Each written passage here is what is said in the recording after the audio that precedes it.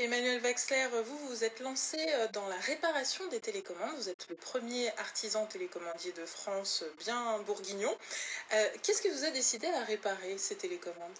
Eh bien justement, j'ai été vendeur de composants électroniques dans les années 90 et c'était un métier qui était en disparition à cause d'Internet, on va dire. Et moi, en 99, j'ai pris le contre-pied et j'ai créé donc une entreprise de petites réparations qui est devenue ensuite l'entreprise de télécommandie en 2004 et qui m'a permis donc de pouvoir me mettre à réparer uniquement des télécommandes, ce qui paraissait totalement paradoxal.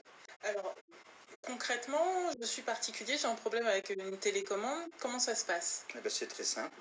La plupart des gens vont sur Google, enfin sur des moteurs de recherche en particulier, enfin tous. Et il suffit qu'ils tapent simplement réparation de télécommande. En général, je sors très rapidement. En fait, il faut vous envoyer les télécommandes. Et on vous envoie la télécommande dans une enveloppe matelassée. Et puis ensuite, on fait le règlement en ligne ou par chèque. Et on nous envoie la télécommande et nous on la répare. Et pour réparer, vous prenez à peu près combien de temps? Alors on prend 20 minutes à une demi-heure, mais on peut parfois passer plus d'une heure sur une télécommande. Est-ce que vous trouvez facilement les pièces à remplacer? Parce que je suppose qu'il y a certaines télécommandes dont les pièces n'existent plus ou ne sont plus faites. Alors on trouve de plus en plus de coffres de télécommande, puisque là on parle de télécommande TV ici, mais on parle également des clés de voiture, en particulier les clés de voiture. Toutes les marques sont concernées et nous on a inventé une technique, la technique Pipform, qui est ce petit objet en caoutchouc qu'on fabrique, quelle que soit la marque, quel que soit le modèle. Alors je vais montrer le petit objet en caoutchouc qu'on voit là, voilà. Voilà. Peut-être pas sur mes cheveux, voilà, sur le fond blanc, ce sera mieux. Donc là, on le fabrique sur place, sur la télécommande concernée. Et ça, c'est une alternative, depuis 2007, c'est une alternative à la réparation de n'importe quel type de bouton sur les télécommandes, puisque c'est la première pièce qui tombe en panne, en raison en particulier de l'obsolescence programmée. Donc, plutôt que de jeter ou d'acheter une nouvelle télécommande, c'est plus rentable de réparer?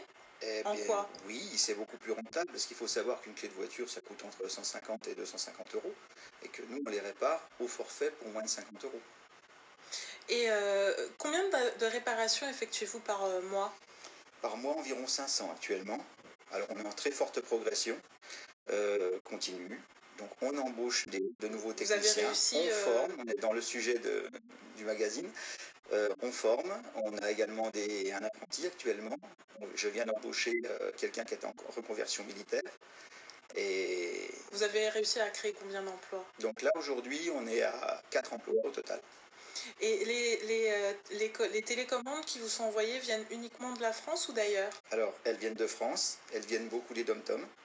Elles viennent également de Belgique, de Suisse et du Luxembourg, puisque le site internet est actuellement uniquement français. Et on a des idées. Voilà, des idées nouvelles qui viennent, qui vont germer. On va déjà s'occuper de la France pour l'instant. D'accord. Eh bien, merci pour toutes ces précisions. Et bien entendu, vous voyez qu'il est toujours possible de dire stop donc à l'obsolescence programmée.